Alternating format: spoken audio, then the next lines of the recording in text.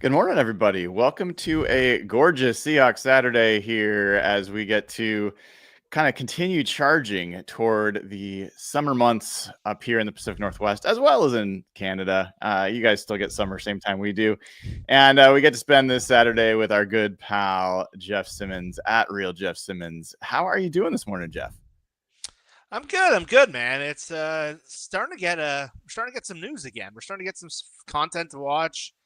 It was kind of bleak there from like the football content standpoint for a bit for that Yes. month, and I was kind of joking with you that I was like trying to like relive the draft as long as I could, like to its almost sad levels, where like I'd watch like other streams. I even rewatched our streams a couple times. Just like I never get to like watch our draft coverage, so I watched the day two and some of day three. I didn't get through all day three, and it was just like, God, this is kind of pathetic. I need to find something to do. And so, yeah, all the OTAs are kicking back up, and you guys get to go down there this week. So I'm always excited to have more football content to take in. Yeah, well, I think I mentioned this on my show before, but I don't know if I talked about it with you. Like this is a great time of year, but it's also this like highly compacted time of year for me. So I have my wife's birthday the start of May. I have Mother's Day. Then I've got my mom and dad's birthday this past week. Then it's my birthday and Father's Day. Wow. And so it's like, and then we have our anniversary at the end of the month. So it's this crazy time. But uh Father's Day, it's gonna be the first Father's Day for you, am I right? It is. It is. We just had our first Mother's Day last month, or That's pretty this month. cool, dude. It was pretty cool. And first Father's Day coming up next month, and my birthday is in early May, so same kind of little run for us going on right now. Well, yeah, you'll see that I've started putting the live chat on the feed so we can watch. People can watch what So if people. you saw me laughing, it was because Big Mike was calling me pretty desperate for. I'll say this, Big Mike. I'm in weird hours right now. I have a 4 month, 5 month, almost 5 month old son.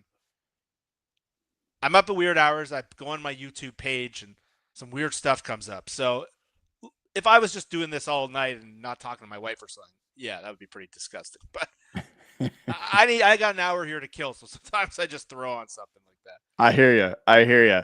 Well, I don't know. For your Father's Day, we're gonna. So I have something to ask you about Father's Day before we get into that. Before I do that, just to give people an idea of the show. So today's show, what we're going to talk about is Jeff. I've given him an assignment to go off and rank where Abe Lucas and Charles Cross are among all the starting offensive tackles in the NFL. We're going to go by the NFC West first, then we're going to broaden out to the NFC, then we're going to talk about the NFL. I have not seen or heard what Jeff's rankings are. I don't know if I'll agree with Jeff's rankings. So we'll have that conversation. I'm really looking forward to it because I think those two players, Jeff, are crucial to the success or failure or how good this team can be. They're in their I guess Abe Luke or Charles Cross technically is no longer in his contract year since he has his fifth-year option picked up. But this is a crucial year for both of them and for the team. So I want to talk about that. We've got some news, some 49ers news, some division news we'll talk about. There's some other trade rumblings I want to talk about. So there's a bunch of good stuff to talk about. Before we get there, Father's Day. One last quick thing there. So are you a Costanza wallet guy? Do you have a big, massive wallet? Or what's your I wallet don't. game right now? I have a pretty small wallet, but for my job, I have to like for work. Like, I take a lot of clients out for work, and I don't have a great system of storing receipts. I have to like make sure I keep every receipt I spend on my corporate Amex card.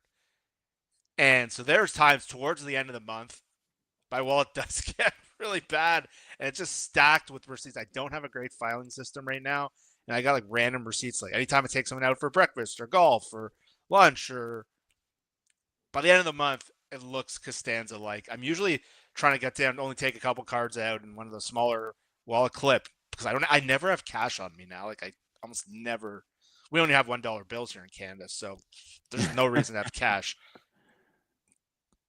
So it depends when. I think it depends when you get me.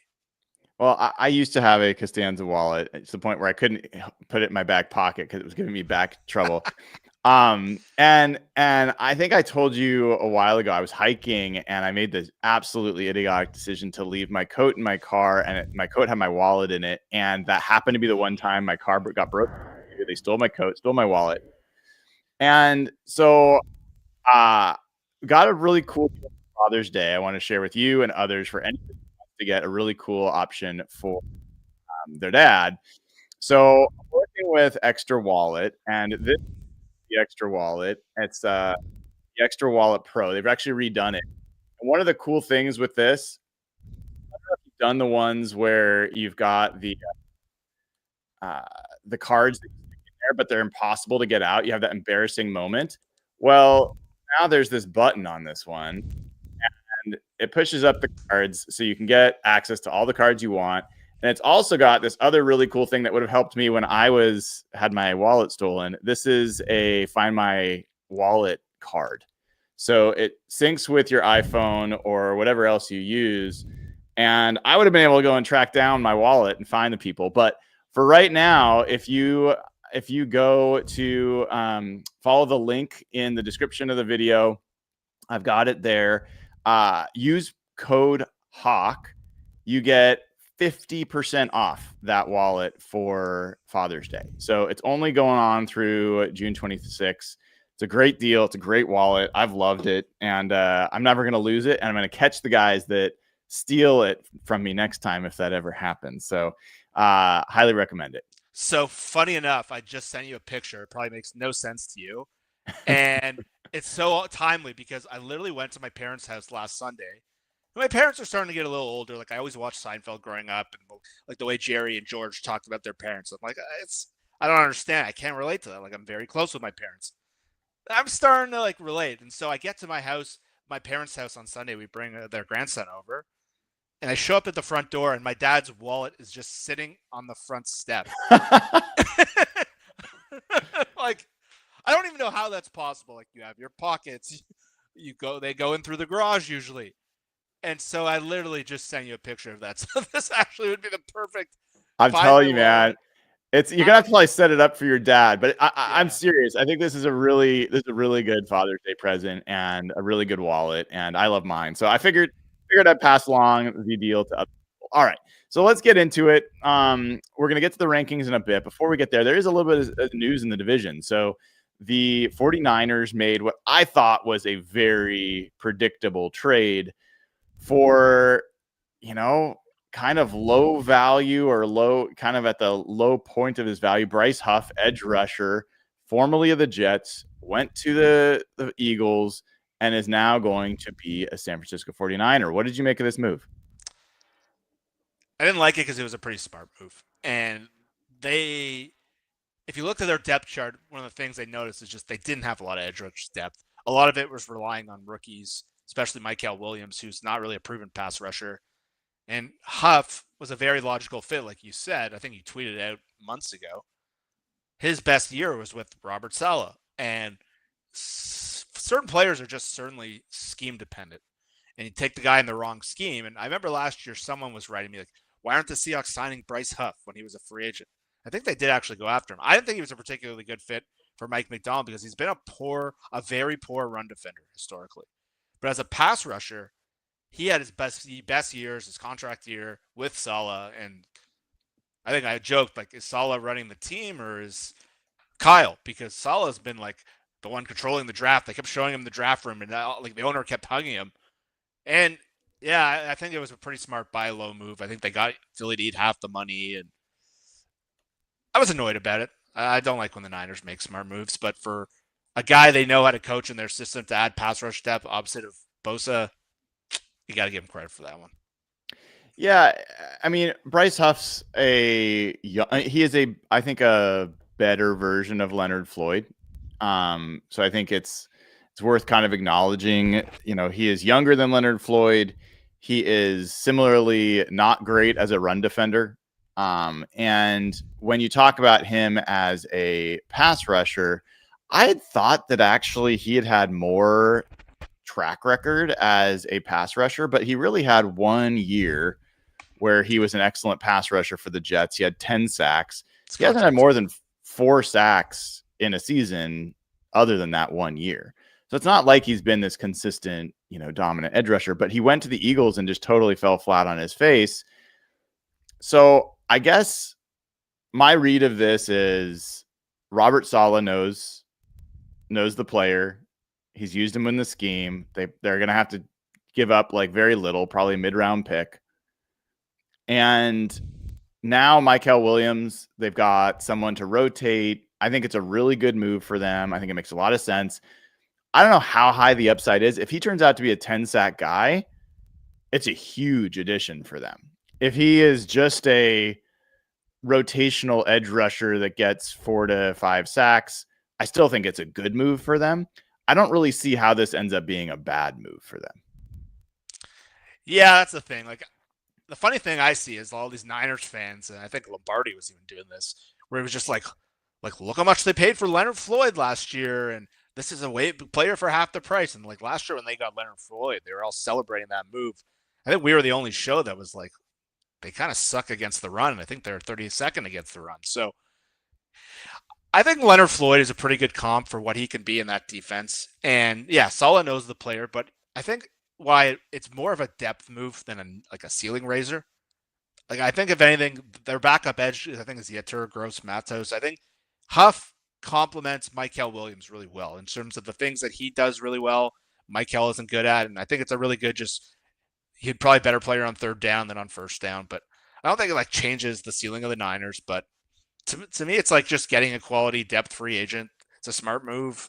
They have more depth now, but I'm not like scared of the Niners because they got that player, but I think it's an objectively smart move to add a player the coach knows pretty well. There's another team that is potentially going to be making a move. And I think this June 1st, which is tomorrow, is a bigger date than people realize, Jeff, because trades post June 1st have different salary cap ramifications. So starting like this next week, I think we're going to see some trades, especially of guys that have larger contracts that teams want to push the salary cap hits into future years. And so making that move will make a big difference. Jalen Ramsey is a guy that the Rams have talked a lot about. And you and I separately came to the same conclusion that he might make some sense for the Seahawks. I'm curious, like, where you're at right now on Jalen Ramsey. Do you care if he goes to the Rams? Do you think it would be a good move for the Seahawks? Like, where are you at there? I still think he's a pretty decent to pretty good player. And I would care if he went to the Rams. When I was doing the NFC West drafts, one of the things that kind of struck me was their corner group is not particularly intimidating. And they had such a good front, and their safeties are pretty good that it hasn't made a huge difference. But I think there's one of the things that they don't really have a lot on their defense in the back seven. It's just like that guy who's going to talk, and like he has the alpha personality. And look, he's not the player that was when they won the Super Bowl. He's a diminished player. He's in his 30s now. But I still think he's a particularly good corner. And for the Seahawks, I actually think he would be a really good fit. And I think because of his contract, I don't think the cost would be high at all. I think the big thing for these teams is, and I think the Rams have alluded to this, for him, it's a lot about the money. And the June 1st date is really important. It goes from like Dolphins taking like an $8 million hit to them like clearing $10 or $12 million. Mm-hmm. And so that's a huge change. But for the opposing team, a lot comes down to how much money Miami is willing to eat, and that impacts. If you're the Seahawks and you have all this extra cap room, if you're not going to do that Trey Hendrickson trade or something of that nature, I think Ramsey makes a lot of sense because they need another corner. I'm not sure how comfortable I am just trotting out Josh Jobe, even though he played particularly well last year. I think I'd be far more comfortable with one of the other veteran options. And what I like about Ramsey, he just has a kind of attitude that not a lot of guys in the Seahawks have, where he's going to talk his shit and he's going to do it. And like Witherspoon talks a lot, but he doesn't have just like the history of what he's done. I think you put Ramsey in that defense with those two guys. And you said yesterday in your show, Ramsey's a really good run player too. And so I think because of the acquisition costs, the only thing that really you're taking on is money. And over the next year or two, they have a good amount of room to get money. So I would be – usually I don't like the idea of trading for someone in their 30s who's declining. But I think because of how the offseason's gone, they're in this unique situation where they can be a buyer here, much more so than the Trey Hendrickson, which has some kind of red flags based on some of the moves they've made before. So if the Rams got him, I wouldn't be happy. I think it adds a lot to their back end of their defense, which is kind of a hole for them right now. And for the Seahawks, I think that would really round out the cornerback group, make them from a good group to potentially the best in the league. Yeah. Yeah. Do you have any concern, Jeff, about inserting a personality like Jalen Ramsey into that secondary room where Devin Witherspoon is starting to kind of move forward? Julian Love's moving forward. You've kind of got, you've got a young, impressionable Nicky Manwari. Is Jalen Ramsey the right person to add to that room? So here's the great thing. They have two people in their building who would answer that question. Ernest Jones and Cooper Kupp would know everything there is to know about Jalen Ramsey. Ernest Jones was in Mike Macdonald's office when they did their draft interview with. So if that's Mike Macdonald's like Dwight Schrute or right-hand man right now, you have the resources. It'd be kind of funny if the Seahawks ended up with Ramsey, Kupp, and Ernest Jones on their team, but I have those resources at my disposal. Go and see. Like, they would know. They've been around that guy for a long time. Sure, there's concerns. I don't know a ton about like what kind of personality he has. I see what comes out in the field, and how funny would it be week 2 against DK Metcalf? All of a sudden, you throw Jalen Ramsey into that matchup. Mm-hmm. And so, from what I've seen, that he's been a particularly good teammate and a good leader. And I know he's fallen out of favor with a couple franchises, but some of that's been over money or point of his career now in Miami. You have the resources to answer that question. And so if they got the green light from a Kupp or Ernest Jones, who are probably two of the best leaders, characters on their team, you go ahead and do it. Yeah. Yeah. I think that it passes the football test for me, for sure. I think it makes it's the right thing. The cost of acquisition passes that test for me. It gets lower marks on the salary and the impact to the cap, but I think you can get out of the deal after the year and probably be fine in that situation. And the only other thing I have some question about is I do feel like there's something special brewing in terms of the chemistry on the team right now. It just feels carefree. It feels enthusiastic and joyful. And you put in like a surly veteran who maybe is a diva. I just I'd hate for them to upset the apple cart. So that's my one little cautionary piece. But you mentioned the Trey Hendrickson thing. You mentioned the show I did yesterday where I talked about, if you trade for one, which one do you do? And then I had at the end, I was like, well, why not both? You could actually move Noah Fant potentially if they're going to trade Jonnu Smith in Miami and they might need a tight end. You trade Noah Fant, get back Jalen Ramsey, clear some cap space in doing so, at least for the Noah Fant part of it. And then a move for Trey Hendrickson. And you and I have been very dead set against this. I'm not as against it as I was before I went through and did the show and kind of looked at things more detail. Like, tell me, I sense you're still very opposed to it. Tell me why. It's just, I don't typically like making moves like this. What you talked about, it's just going to change the dynamic of the whole team financially, because I think because of some of the contracts that went out this offseason, Crosby, Myles Garrett, Parsons is about to sign.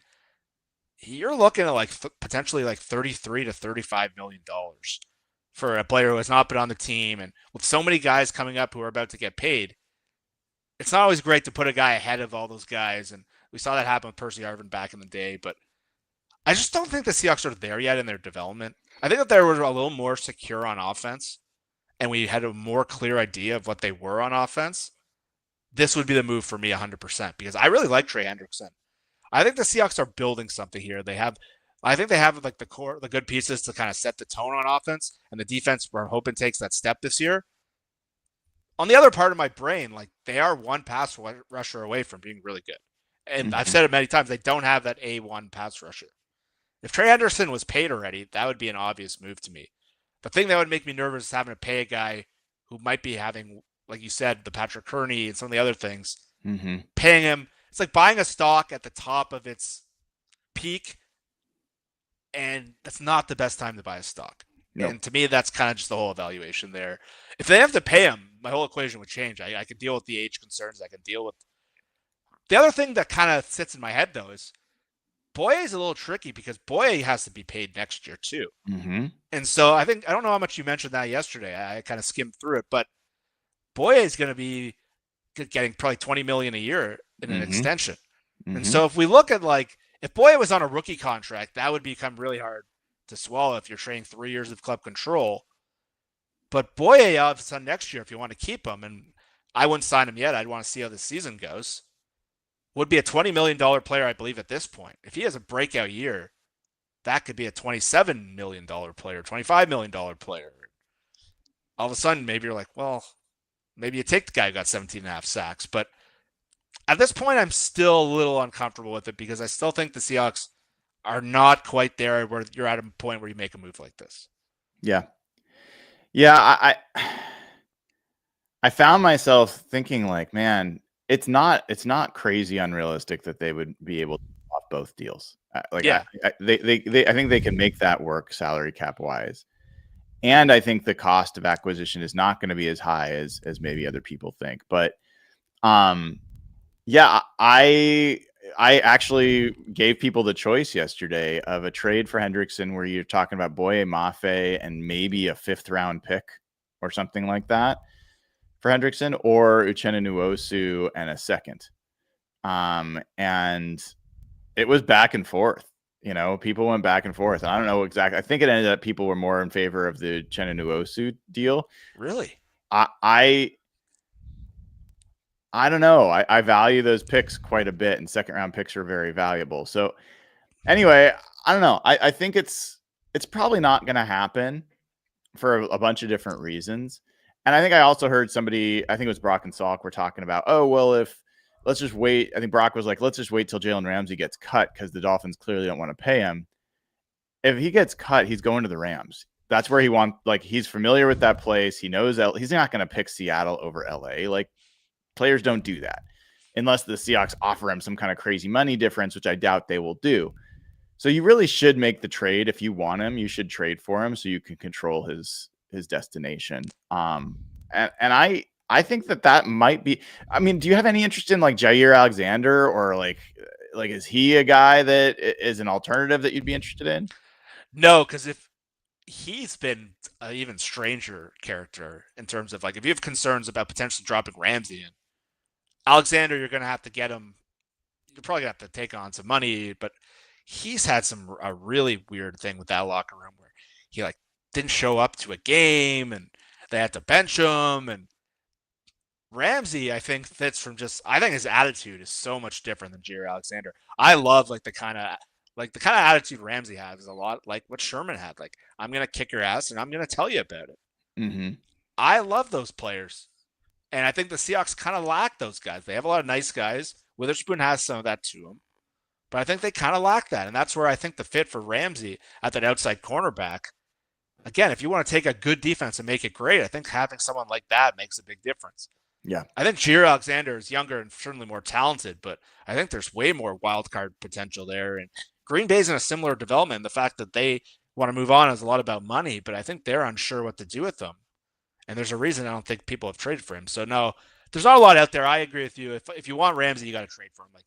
There's a lot of teams with cap room out there, and there's a lot of more teams you'd probably think are closer to competing.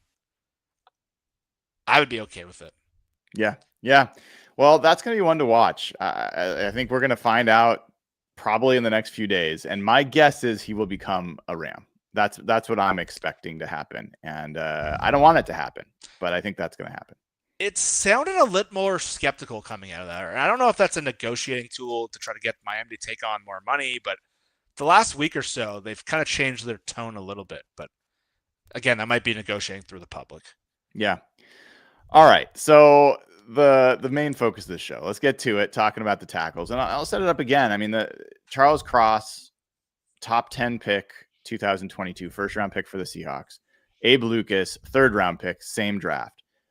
These are two guys that in their rookie years, Jeff, were terrific. Really, really solid rookies. Looked like they'd be the bookend tackles for who knows how long to come. And then Abe Lucas ran into some injuries. Charles Cross had a little bit of injury. Then Charles Cross kind of had a breakout year last year, which you and I had been hoping would happen at some point. It did. And Abe Lucas has, he came back last year. He played, even though he was kind of still rehabbing. And now this whole offseason has just been absolutely crushing his workouts. He looks like he's in fantastic shape, 325 pounds, looks very lean for that. And I look at this tackle duo and I say, I think this could be one of the better tackle duos out there. And they're young and hopefully under club control, when you extend them in the coming year or years. So everyone talks about the offensive line, how bad the Seahawks offensive line is. I wanted to focus on the tackles. Where in the NFC West do you rank the Seahawks offensive tackles starters?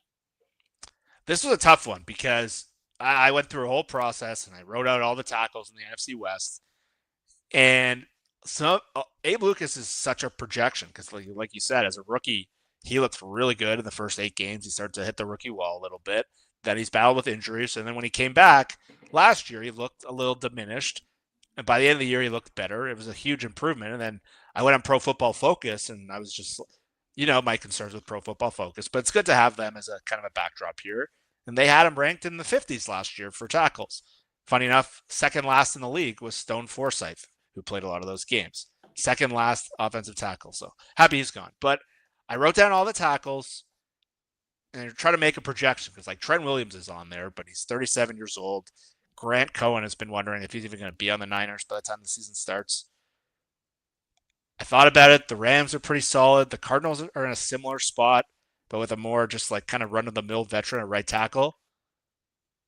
I think with Cross's breakout and Lucas, I'm making the projection that he's going to be healthier. I'm going to say the Seahawks have the best tackle group in the NFC West by the end of the season. Wow. I love this. And by the way, I should have set this up clearly when you and I talked about it. We're talking about starters only. We're not talking about the full depth chart of this. This is the guys that are projected to be starters. And so you were looking at, for the 49ers, Trent Williams and Colton McKivitz. Obviously for the Seahawks, Lucas and Cross. For the Rams, I assume you had Havenstein and Alaric Jackson. Yep. And then for the Cardinals, I'm assuming Jonah Williams and Paris Johnson Jr. Yes? Yes. Was there a team in that division that was close for you, where you're like, I have a hard time putting the Seahawks above this group? I think all 4 are close, and that's what made it tricky. The Cardinals, I looked at PFF to just say, am I misreading it? I looked at our NFC West draft to see 4 people with different perspective. Cross was graded as an 81 last year, and Paris Johnson was a 77. So they're pretty similar. Cross was a 9th pick, could have easily been 6th. Paris Johnson was 6th pick. I think they're pretty similar. One might be better than the other. I think Cross has been a little bit of a better player so far, what we saw last year. Then Jonah Williams has been a steady veteran. He was a first-round pick. I think if Lucas can get back, and I like what I've seen on film, I think the scheme will elevate him. I had them really close. The Rams were right there too. Alaric Jackson just got 19 a year in free agency. Everyone thought that was a value signing. And Rob Havenstein's getting a little older, though. People think this might be his last year. I'm making the projection that he's probably going to decline a little bit. But the Rams group was right there, too. And then San Francisco has a Hall of Famer at left tackle. But I don't know what kind of player he's going to be this year. And Colton McKivitz has been a bad player at right tackle. So I think the Seahawks, with Cross stepping forward, his body looks even better so far. Mm-hmm. I'm making the projection that the Seahawks end up with the best right tackle between Jonah Williams and Havenstein and McKivitz. That's where I came to that. Yeah. And we have our fun troll, who I don't know if he's on here today, but he always points out that Charles Cross gave up more pressures than all these other guys. Charles Cross had 724 pass block snaps last year. Yeah, that was the only other tackle in the division that had more than 600 was Colton McKivitz for the 49ers. He had 645. So Charles Cross, from a pass blocking efficiency standpoint, was very good. They just passed the ball so much. He had so many pass block snaps. But yeah, he still gave up some pressures. He wasn't perfect. He's not Walter Jones. He's not that shut down left tackle. but he also emerged as a run blocker. And I think he is, other than Trent Williams, he is the best run blocking left tackle, I think, in the division. And this year, I think he is an ideal fit for what they're doing in his own blocking scheme. I think he's going to get the best coaching he's ever got. And I think it's going to be a fantastic fit for him. And that the thing that hits it for me, Jeff, is I'm just very, very high on Abe Lucas. I am like higher than most people probably are on Abe Lucas. I think Abe Lucas should be the best right tackle in this division. I think he is absolutely more talented than Colton McKivitz. I think he is more talented than Rob Havenstein. I think he's more talented than Jonah Williams. And I think it's just been an injury issue. And I think he's going to be in the best shape he's ever been in. He's going to get the best coaching he's ever had. I think he's going to be an app. I mean, remember when he was just pancaking guys like every single game? Like, I think we're going to get that version of Abe Lucas this year. I think it's a huge game changer. And that's why I made the projection. I think Cross specifically in this scheme, where last year that scheme was so hard on offensive linemen, and Cross still had his best year. And then some of the pictures we've seen from OTAs, Cross's body's filled out a little more, and we saw it with John Benton and that crew, what they did just to elevate players who had been pretty good. A lot of them had career years last year in the same system. So I think Cross in the zone blocking Shanahan offense, people worry that he's finesse or anything like that. I think he's a really good fit. And Lucas, when Lucas is like, if you remember like Brian Baldinger's videos from his preseason and the first couple games of the year that year before they kind of hit the rookie wall, like Lucas was better as a rookie than Cross was. And Lucas looked like one of the best players on the team that year. Mm-hmm. And so I'm making the projection that in this scheme, with this coaching, with better health, a full off season, and the right tackles in the division aren't particularly good. Like Havenstein's been a solid player. Jonah Williams has stabilized them a little bit last year, but I think Lucas' ceiling compared to the rest of these guys is not particularly close. And to give you an idea, like Charles Cross last year went from, he had been a 67.6 graded player by PFF in 2023 to an 82.5. And so if you look at Abe Lucas, his rookie year, Abe Lucas was a 68.5, and he's been injured and kind of making back. There's no reason, as far as I'm concerned, Jeff, that the expectation shouldn't be that Abe Lucas is an 80+ graded Pro Bowl level right tackle this year. That's my expectation for him. Yeah, it just comes down to health, and we haven't seen him been healthy since his rookie year, and he's in his fourth year now. This is a huge year for his career. The contract's coming up, and he looks in great shape. He had a great offseason. He's had time to build up his body. All of it comes down to health and durability. This is a massive year for his career. Yeah. So interesting. Like as far as the division, you have him number one as the projection in the division. I think I like that you said by the end of the year. I think if it was right now, I think it would be hard to not still have Trent Williams and Colton McKivitz over him, just because Trent Williams is the best tackle of the generation. He is aging. He might not be playing by the end of the year. He is definitely in decline. There's no doubt. So I don't hate that. I think that's the only one that gives me a little bit of pause. I think you're right. It's kind of fascinating. I think Alaric Jackson's a really solid player. I think he's a lower end version of what the Cardinals and Seahawks have at left tackle. Young, decently athletic left tackle who's not elite but good. And then Paris Johnson and Jonah Williams. I think Paris Johnson certainly had a big jump last year. He's very talented. I'm not as big on Jonah Williams, and I've seen him get abused a little bit, but he's a decent player. So I don't hate that. So let's broaden out. That was the NFC West.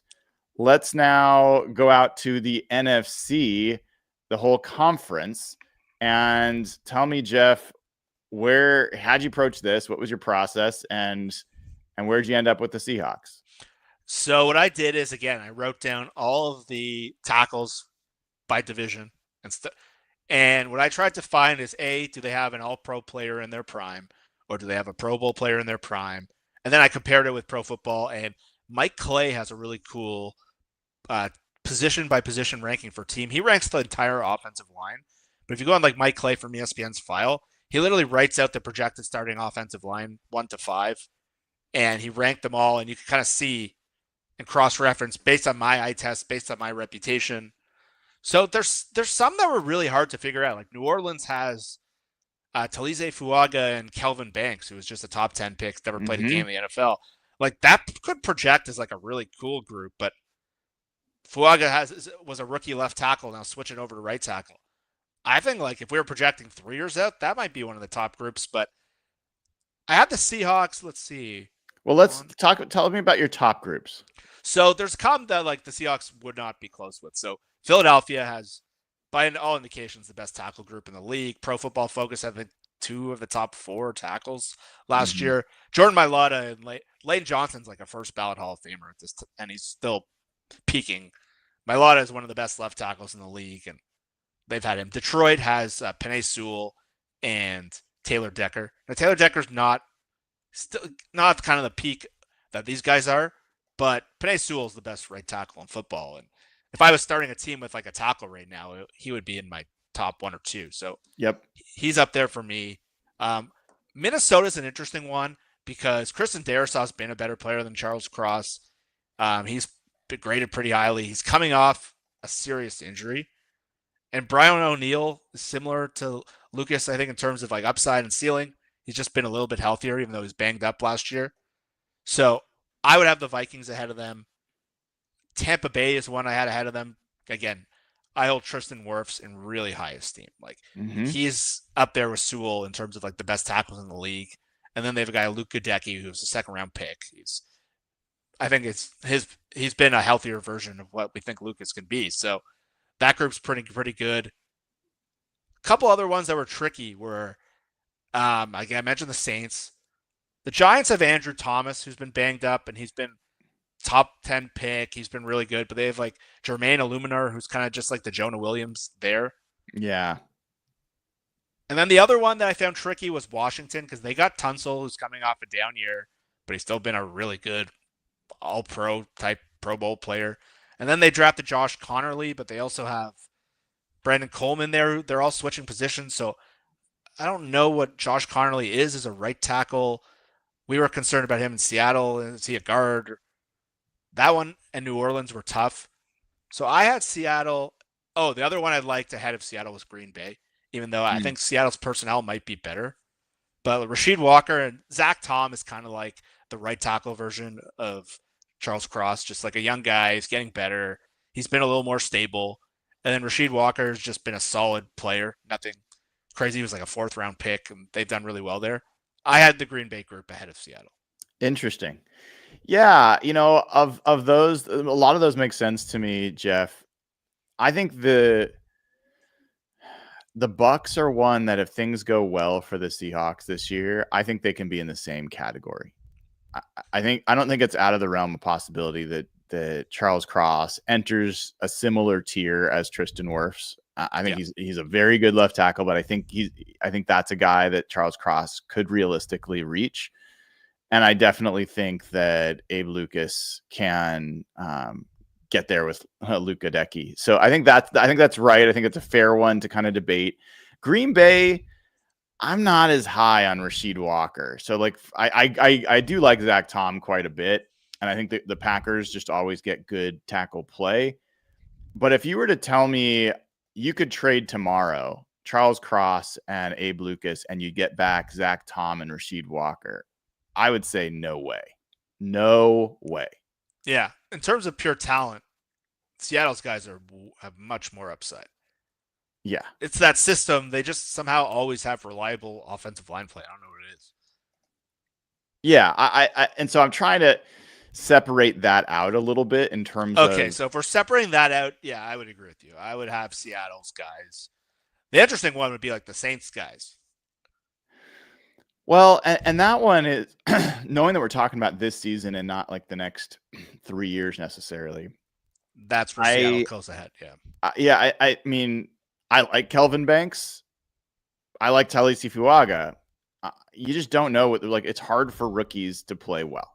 And so like the Seahawks have Gray Zabel, but that's not a tackle. But again, I'm going to continue to be cautious about rookie offensive linemen, there aren't many of them that come in and play really well right away. But I agree that has an interesting upside. The Giants one, like Andrew Thomas, I think is an excellent left tackle for sure. He's still young. He's 26. This guy's already had, all pro level play in the past. So I think that's a good one. Although I really don't like the right tackle situation enough to say that it makes up for it. Don't argue about Detroit. I wouldn't argue about obviously Philadelphia. I don't think Washington's close personally. I think obviously Laremy Tunsil is very good, but I think their right tackle situation's a mess. So yeah, it's kind of like where did that leave you in terms of where the Seahawks ranked among the 16 NFC teams? So I had them fifth. Fifth. Yeah, I had Philly, Detroit, Minnesota, Tampa, and then Seattle was in a tier I had with Green Bay and just ahead of the other NFC West teams. And Atlanta and Carolina are pretty close. Atlanta has Jake Matthews and Caleb McGarry. Yeah, that was one I was curious about. Them in Seattle, I had them almost identical. I just had Cross, I think, because of his age. As Jake Matthews has been in the league for a long time now, it feels like. So I'm making a projection there. Carolina's similar because Ike Ekwonu was in the same draft, and he broke out last year with Dave Canales a little bit. And they have Taylor Moden at right tackle, who's been pretty solid. Mm-hmm. But I had them fifth. I think that's a jump for sure. But the only ones I had bolded were Philly, Detroit, Minnesota, Tampa. I think it's fair to say those are the only ones that are certainly better than what the Seahawks have. Yeah. I think Minnesota is an underrated crew. I think Brian O'Neill's not well known, but is an excellent right tackle. Christian Darrisaw was injured last year for most of the year, but is an excellent left tackle. If again to the trade test, like if you could trade those guys for what you have now, I would take those two over the Seahawks players. So I think that's a fair one. But that's interesting. I mean, were you surprised a little bit where you ended up? Yes, because there's not a lot of bad ones, number one. And there's a lot of like that middle tier of Atlanta, Carolina, Green Bay, Washington, all the NFC West. It's very hard to separate that group. And I just think Seattle with two ascending guys, they were really one of the only teams I thought with two ascending guys. And that's how I judge rosters. I like to try to project what they're going to do moving forward, not what they've done the year before. But if you ask 7 different people how to rank those 7 teams, and I think in the same tier, some might have Seattle 7th. So it's really tricky. The whole kind of second tier of offensive tackles, or even third tier, are very closely bunched. Yeah, it's an interesting piece. So let's broaden out to the full NFL now. How did this process go for you? So the same big takeaway is the tackles in the NFC are certainly better than the tackle groups in the AFC. There's a lot weaker groups in the AFC. There's a lot less strength. There's a couple really, really good groups in the NFC, but I found like the overall talent, and you won't find that in a lot of position groups, especially at quarterback. But there were certainly, like, Miami has Paul and Austin Jackson. Like, that would be like the worst one in the NFC. New England has Will Campbell and Morgan Moses. That would be one of the worst. Cleveland has an aging Conklin at right tackle, and DeJuan Jones is playing left tackle, the big guy that we liked a couple years ago. Jacksonville has Walker Little and Anton Harrison, which Mike Clay ranked as the worst tackle group in the league. Tennessee paid Dan Moore, who's a backup, $21 million with J.C. Latham. Like, there's a lot more meh to bad groups at right tackle. Pittsburgh has Broderick Jones and Troy Fautanu coming off an injury. Mm-hmm. That's a really tough one to grade. Like, there's the not Chiefs a lot of the Chiefs have Jalen Moore, Moore and an injured Josh Simmons with Jawan Taylor. Vegas has DJ Glaze and Colton Miller, who's been really good going through a contract holdout. Houston has Cam Robinson and Titus Howard with your Rough. buddy from the draft, our Ursary. Like, there's not a lot of great groups.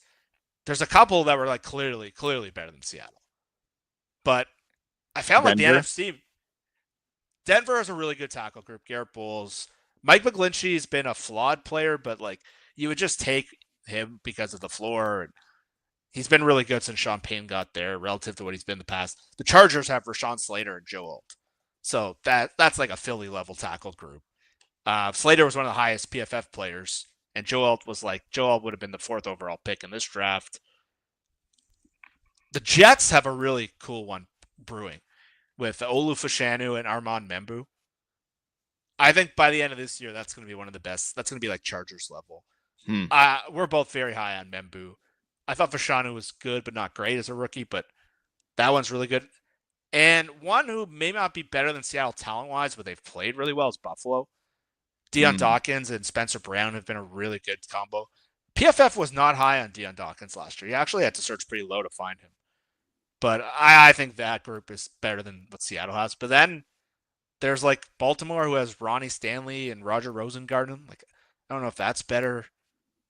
Indianapolis has Bernard Raymond, who's been a solid graded player. I don't know a ton about him. And then Braden Smith, who's coming off a pretty severe mental health kind of season. There's a lot to project what he's going to be. And then outside of that, there's Denver and not much else. So I found the AFC much easier to grade out versus the NFC. I think the Colts, I mean, if people read the article on Braden Smith and the kind of unique OCD-ish kind of mental health issue he went through, it was really, really outstanding article. Highly recommend. I can't remember where it was posted, but really, I think maybe it was in the Indianapolis Star, if I remember right. But either way, that guy's been a Pro Bowl, near all pro level tackle, and then he had just mental health issues last year. Bernard Raymond is not as well known, but is also a Pro Bowl, all pro level tackle, young. And so I think the Colts tackle group to me is more proven and already has demonstrated a very high ceiling. So I think I'd have them slightly above the Seahawks, maybe solidly above. Hard to say, but I think I'd probably have them above. Where did you end up with the Seahawks in the full NFL list? I had, let's see, 1, 2, 3, 4, 5, 6. I had 6 teams in the. I had them 11th. 11th overall. Yeah. And who were the 10 teams that you had above again? I had Chargers, Bills. I took the Jets.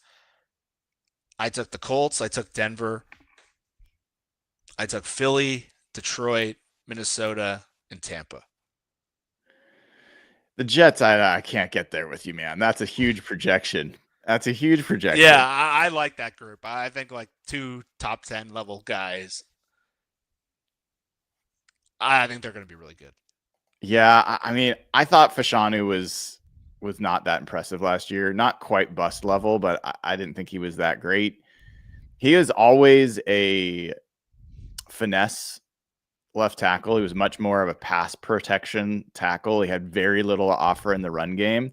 One of the things that Charles Cross, I thought that's what Charles Cross was going to be. And he's demonstrated he's actually a pretty effective run blocker. So I think when you take run blocking into account, I don't think Fashanu is anywhere near Charles Cross. And then when you look at Membu, I mean, that's the pring. I love Membu. Yeah, he's also a rookie. And I think it's going to be rough in New York for a little while. Would I trade Abe Lucas for Membu? 100%. I would. I'm not going to lie. I think Lucas might, be as good, as things progress. But Membu's a guy that's got a super high ceiling. This season, I can't see those guys coming particularly close to the Seahawks pair. Yeah, no, I get that perspective. I'm trying to figure out who's like the group who I would trade for. That's the tackle group. I think I'd be almost most excited of like the young groups that to have. Yeah, yeah. It's interesting to hear your thoughts on it and how you came to these decisions.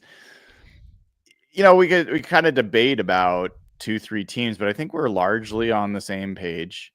Did you have the Colts above? I did have the Colts above. Yeah, okay. I have the Colts above That too. was one where I'm like, there's so many in the same tier between like Atlanta, Carolina, Rams, Green Bay. So I went to like PFF, and PFF's been high on Raymond for a number of years. Braden Smith has been a really good right tackle, but I think when you consider like there's a lot of uncertainty at both right tackle spots, like Raymond's body of work. I mean, Braden Smith's body of work versus Lucas. I think you have to take him. Yeah, I agree. Were you surprised how high the Seahawks were, relative to other tackle groups? Yeah, yeah, but I've never felt concern this offseason about the tackles. It's been the other three spots. I think that's really been. I think I've come on your show several times, been like, tackle's one of the strengths of this team. But I was surprised when I wrote out all those different tackles that I felt better about them than some of these other ones. But the gap is not big. Like again, there's 7 or 8 teams that you ask 10 different people, you're going to get 10 completely different answers. So a little surprised, but I think they're in a good spot tackle wise. I remember my high excitement out of that 22 draft just being like, they looked so bleak at tackle going into that draft, and they hit 2 in the same draft. And they haven't really had them both hit at the same time other than like the first 8 games of that rookie year. But I was really excited about that position group, and I still like both players. I still think both players in this system could be really good. So maybe 11th's a little high based on their production so far and the uncertainty of Lucas, but I'm making a projection that they're going to be good this year. Yeah. Jeff, what has to happen for Abe Lucas to get an extension? Like, how good does he have to be to get an extension from the Seahawks? Well, number one thing is he has to be durable. Number one, if he's constantly recurring with knee injuries and he's banged up and they're not sure when he's going to play, that makes it really hard to pay him. And I think he has to be an above average right tackle. If he can be healthy and be an above average right tackle with flashes of being like an 80 level player, I think that's where it is. Because you can't go into the wilderness into trying to find a right tackle when they still need to try to find a center, potentially another right guard. I think creating another hole on your offensive line is just a bold move at this point. So unless he just plays like last year and he's like a 60 level player and he's just a replaceable guy, if he's in like the mid to high 70s for most of the year, I'm definitely extending him. Yeah, I think it's almost exclusively health and durability. I think that's the thing that they're going to really check out. I'm looking at the free agent list for right tackles next year. Braden Smith of the Colts will be a free agent supposedly, but he'll be 30 years old. I don't expect him to actually make it to free agency. Taylor Moton, you mentioned from Carolina, he'll be 32 and he'll be a free agent. Jonah Williams from the Cardinals, Caleb McGarry, another 31-year-old from Atlanta. He's not a bad player, and he might make it to free agency. We'll see. Rob Havenstein from the Rams, Illuminor from the Giants, Larry Borum from the Dolphins. Like it's not a great list. There's a few guys on there, but I'm not sure most of them will make it. Jamari Sawyer from the Chargers, I doubt will make it. So yeah, I think if Abe Lucas can be there and available, I think he's going to get a bag. And that's the thing. Like when I went through my list, I looked at ages, and you just mentioned a lot of the guys. Atlanta, Carolina, there are 30 plus guys that are going to be hitting their third contract, and that's not 10 when people peak, and that's where I'd like Lucas over those guys. Some people might think their body of work is better, but yeah, that's the thing. You start getting into that world, and you're going to have to pay premium prices for those guys because of supply and demand. And we've seen what some of the tackles made in this free agent class.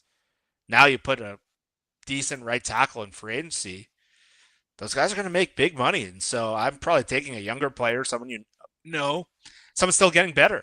And so the durability is just such a big deal for him, and whether he can get better and whether he can show the level of play. I think that's one of the more fascinating storylines of the whole season. And I don't think people are talking about it enough. I think it's also interesting, like Josh Simmons was drafted pretty high this year with a patella tendon Yeah. injury. And if there's enough confidence to do that with a player like that, I don't know why there's as much skepticism about a guy like Abe Lucas being able to. He's not like one of these guys. I won't name names. I think you can guess who I'm thinking about on the Seahawks line. Who you're like, man, you just put in an off season, you really work on your body, you could be something. And then they come in and they still look like a sloppy, a little bit of a sloppy physique. Abe Lucas is not that. He's working his ass off and he loves it. He loves working out. He started his own like fitness brand, for God's sake. So I think there's every reason to be confident that Abe Lucas is going to reach his potential. And I think that's one of the most exciting things. If you could pick last year, Jeff, you and I did this show. We said, if you could pick a player to have a breakout year, who would it be? And Charles Cross was like, if not the top of the list, he was the most common guy we came up with. Yeah. This year, is that Abe Lucas? 100%. 100%. There's some interesting ones on defense. Like, has Derek Hall broke out already, or could he break out even further? He could. Rick Woolen certainly can use a breakout year. He's getting this contract year. He's been so up and down. But yeah, I think for the long-term health of the Seahawks, if you can have 3 offensive line spots like secured really well, that changes their dynamic a lot, because it's been such a black mark on their team for so long. And then you throw Zabel in there, who's going to be an ascending player. Cross took a big step last year. And now you add that third piece. It really stabilizes the building of that group and what this team can be over the next few years to pair with what they have going defensively. Yeah.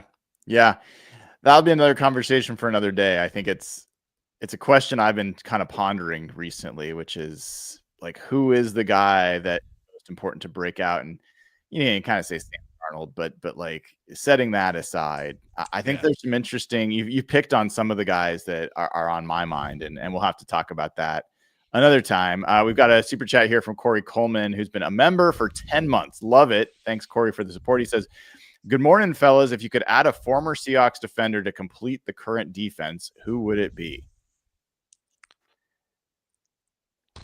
Not easy. I would take. Go ahead. I would take Richard Sherman. Oh, yeah. Again, I think they're like one corner away from being like super elite, and I think his attitude and his smarts with the kind of pieces they have on defense would be so unbelievable. You put Sherman with Witherspoon, Imaniori, Love, and Woolen, like that group would be insane. Most people, I'm guessing, would be a pass rusher or defensive lineman. The Seahawks haven't had that like tier 1 edge you did on your show yesterday. And obviously Bobby in his prime would be amazing beside Ernest Jones on this defense. But curious where you'd go.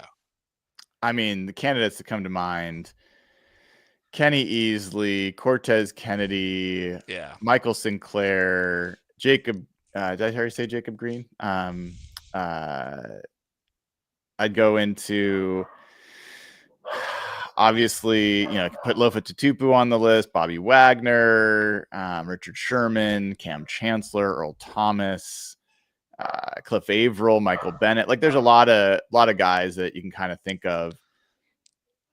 I mean, Cortez Kennedy was a defensive player of the year, and you could put Cortez Kennedy in his prime in the middle of this defense. I don't think there's anyone else. He's a Hall of Fame player for sure. I think the Sherman one's a good one. I think it's really hard for me to never, like, if you can add Cam Chancellor to any defense, it's hard for me to not want Cam Chancellor on a defense, Cam is my favorite Seahawk of the last 20 years, and Lofa would probably be second. But there's just something about Sherman's attitude when he was peaking that this team is just like slightly missing. And I feel like that guy with his smarts with Mike McDonald would be such, because Earl at the time was my favorite. But I think Earl being in the cover 3 with Pete was like the perfect meshing. I think you put Sherman with the kind of do up front in this defense, I think he would be so unbelievable in Mike McDonald's defense. And I think those two would mesh at such a good level. That's why I picked him. But Cortez Kennedy probably should have come to my mind. Put another defensive lineman like that beside Leonard Williams and Byron Murphy. Like, how do you block that? Yeah, that would be insane. It's a fun thing to think about. Jeff, man, thank you so much for joining, and we'll do this again soon. We did our better or worse on offense. We still got to do that for the defensive crew, but we got some time to do it. Monday is OTAs where I actually get to go, so I'm actually going to get eyes on these guys, and we'll get to talk about that a little bit more coming up on Real Hawk Talk next week. Anything else that's on your mind, attention that's you're going to be paying attention to coming up? Nothing too big. I was going for a haircut this week and see. You look great. And I was listening to your show with the Ringer, and I almost drove my car into a ditch. I was so mad listening to that show, and I haven't gotten triggered like that in a while. But Shield was on with Brock and Salk yesterday. They were kind of grilling him a little bit, and so I was happy to see that. And I was kind of taking some jabs, so it was fun. It was fun to get triggered like that. It's been a while for me, and yeah, I didn't agree with everything they said. I think they overlooked some things, but it was fun to get mad again. It's been a while. It was fun. I was joking with Salk that like too often lately I go to bring a guest on a show and they've already got the person planned to be on the side. I literally like I had almost reached out to Shield the day after I did the show, and I was like, no, I want to do this other show, and then I hear they're bringing them on. I was like, whatever. I mean, it's not the worst thing to redo. I'll ask different questions, but we definitely are thinking along the same lines too. Yeah, you should have them on. Yeah. All right, dude. Well, have a great rest of your weekend. For anyone else that's waiting to see, we will have another show tomorrow. I don't know exactly when it will be. I've actually got a very fun morning planned, so I may not be able to do the show in the morning, but I'll let you know what we do. It's possible we won't get a show in tomorrow. I hope we do, but I'll let you know. So keep an eye out. Make sure you click subscribe. And like I said earlier, this is a awesome deal over at Exter. I really recommend you check this out and use code HAWK to get 50% off a Exter Wallet Pro. This is the one that I've got. I love it. And I think the coolest thing in it is this little button. Here, I'll show it this way, this little button.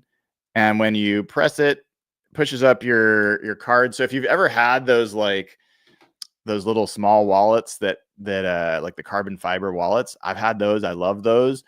You have that embarrassing moment when you're at the checkout stand and you're fumbling through. They don't take Apple Pay and you're trying to get the right card, or you're trying to get to an ATM, whatever it is.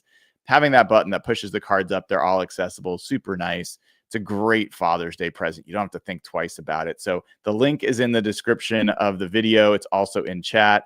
And use code HAWK and get 50% off a great product. I think you'll love it.